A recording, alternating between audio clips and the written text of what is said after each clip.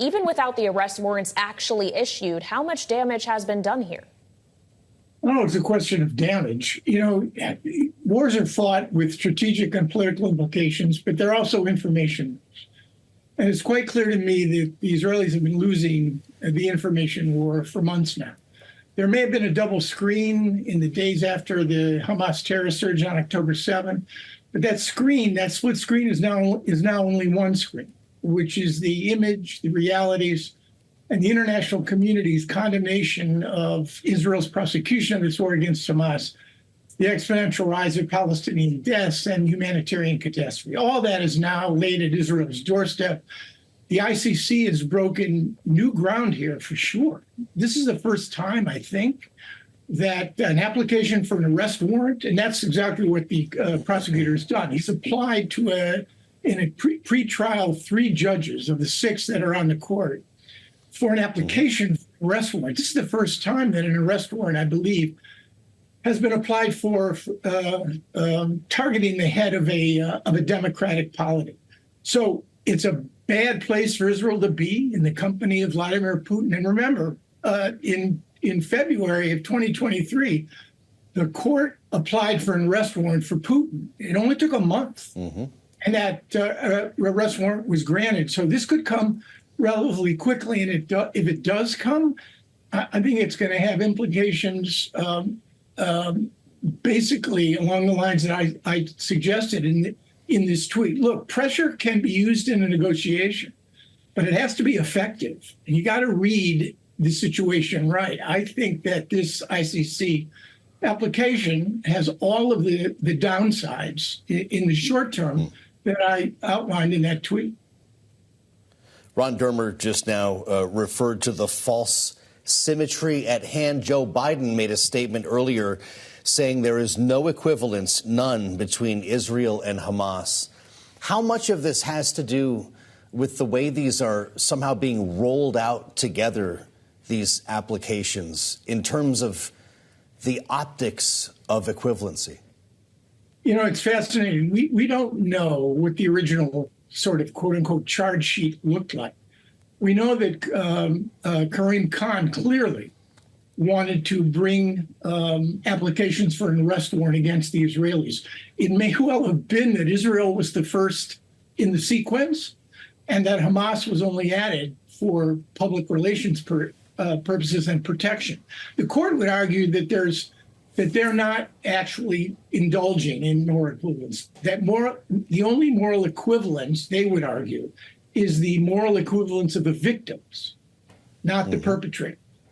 So, but nonetheless, you know, I mean, you don't have to be an international lawyer to know what the takeaway here is.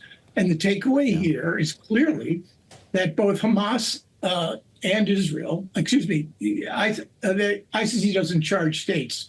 They go after individuals. That Benjamin Netanyahu, Yoav Gallant, Minister of Defense, and 3 Hamas officials, Yahya Sinwar, Mohammed Deif, and Ismail Haniyeh, head of the external leadership in Qatar. And Qatar doesn't have an extradition treaty.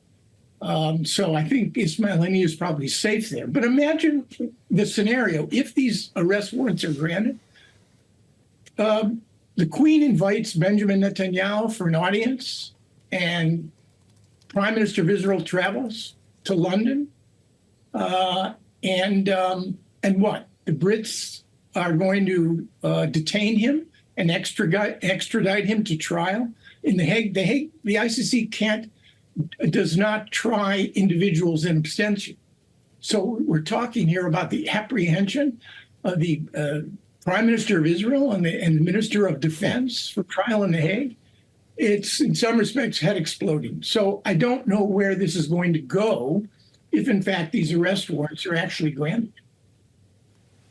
When a hot war is happening all the while in the background, it also raises questions, Aaron, of not just Israel and the relationship with the U.S., with other authorities, but also with Saudi Arabia and the questions around normalization, an effort that was underway prior to October 7th. This is something that the Secretary of State, Antony Blinken, also talked about in his testimony today, saying this. We have sought to move forward in negotiating the bilateral U.S.-Saudi aspects of a normalization agreement between Saudi Arabia and Israel. They could not go forward, and the overall package could not go forward, absent other things that have to happen for normalization to proceed. And in particular, the Saudis have been very clear that would require calm in Gaza, and it would require a credible pathway to a Palestinian state. Aaron, calm in Gaza and a credible pathway to a Palestinian state. Just how far away are those things? You know, I like and admire Tony Blinken, and I can understand why the administration wants to create an initiative whose centerpiece is the Israeli-Saudi normalization. But the reality is right now, this plan is far more appropriate for a galaxy far, far away than the realities back here on planet Earth. It's going to be June very soon. You've got conventions in August and a presidential election, and you're nowhere near dealing with the conditions that would be required, even if the Israeli prime minister were prepared to agree to time-bound and irreversible steps toward Palestinian statehood, or a practical pathway toward Palestinian statehood. You don't have a ceasefire. You don't have hostages released. You have an ongoing Israeli military campaign in Rafah, and you have months, it seems to me, months of a situation in Gaza where Hamas is likely to survive as an insurgency, and the Israelis, because there's no turnkey government there to replace them, will go in and out at will in an effort to protect their security. So we are a long way from even presenting, it would seem to me, unless the administration wants to roll this out and get a no from the Israelis, that's not a good look. So again, I understand the sentiment. If I were in government, I'd probably be looking for a way to counter what's happened in the wake of October 7th.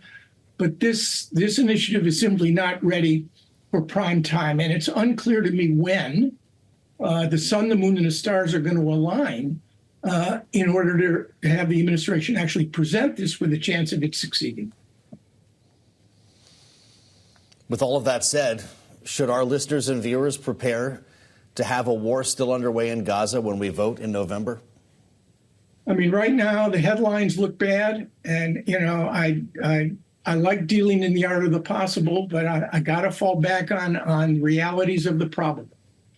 If I had a bet, it seems to me that come the fall, Gaza is going to be still very unsettled.